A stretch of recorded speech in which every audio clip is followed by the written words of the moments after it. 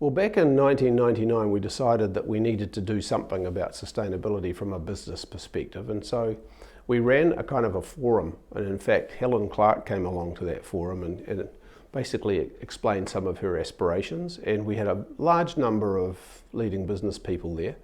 And we workshopped it virtually all day. And as a result of that, we decided we needed to establish something. And those that had obviously offered to be part of it became part of the inaugural sort of committee.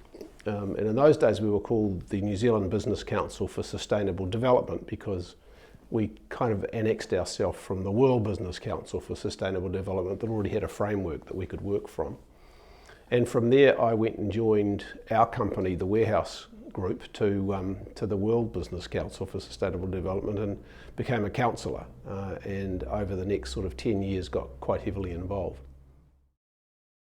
I think the NZBCSD and more latterly the Sustainable Business Council have achieved actually a lot more in the last few years. I kind of see it as a hockey curve, because this has become so much more of an imperative now. You know, we're seeing climate change really clearly as something that's happening and likely to be quite devastating in years to come. And so people are really having to do something about it.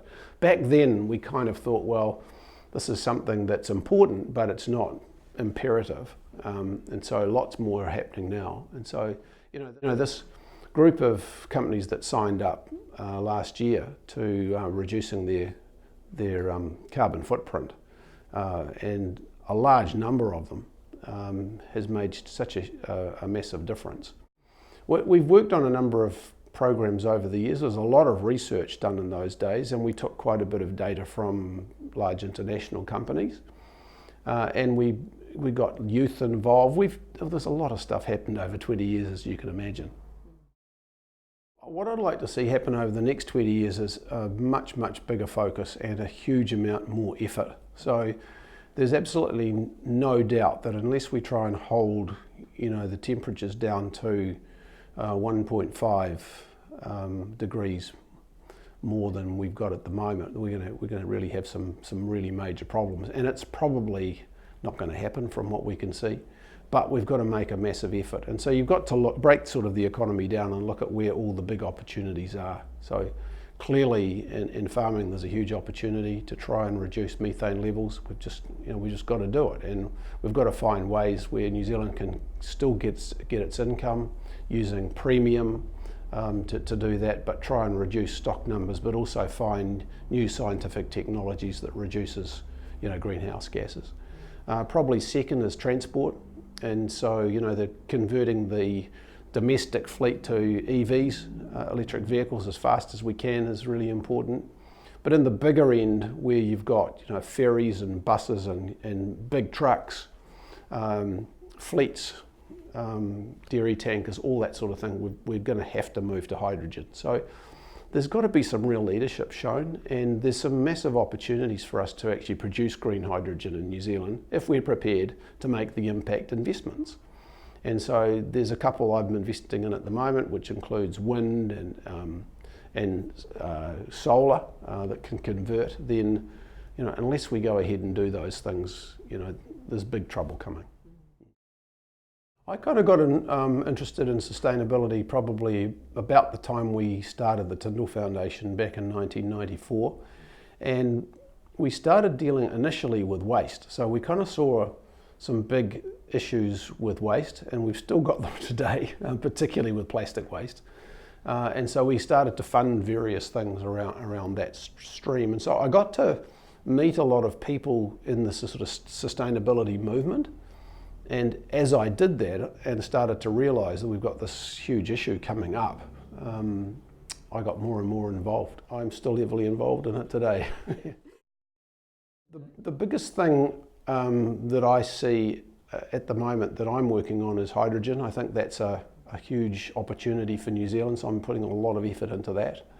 The Tindall Foundation works sort of primarily across trying to mitigate. So our big goal there is to try to get 200 million native trees planted by 2026. And that's called Trees That Count, and we're funding Project Crimson to deliver that for us. The research would suggest that would sequester a very large amount of carbon, bring us right back, down into the 1990s again with some luck. So that's a big one for us. In the past, we have funded well over 500 projects through WWF. That's been big for us. And a lot of that's to do with riparian planting to try and clean up waterways, etc. We have a huge project in the north called Reconnecting Northland, which is a whole landscape approach for pest control, growing natives, basically restoring the land. And we've got a very big Maori program now. We're working closely with tangata whenua to actually look at the way we can restore things back to Maori principles. Even back in 1999, I was basically representing the Warehouse Group, and I was involved with them as the CEO for the next 2 or 3 years. And then I kind of started to take more of a back seat and put more efforts into investing in sustainable impact type investments and through the Tindall Foundation. But the Warehouse Group has continued to try and practice sustainable practices.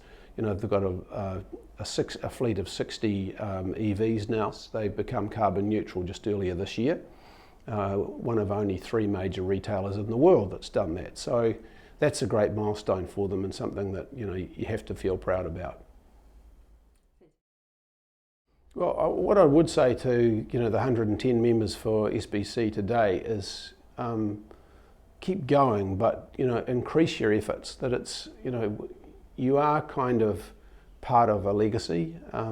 There's been a lot of work done before you, but the real important work is to come, and you just got to do more of it and do it faster. And so we've just got to reduce, in particular, greenhouse gases. We did a lot of work with the emissions trading scheme back in the late 1990s, and unfortunately that didn't really get taken up. That would have made a massive difference, because people would have actually been charged for their emissions, and then we would have been able to reinvest that money again. So legislation is going to be important and very important part of what we do going forward.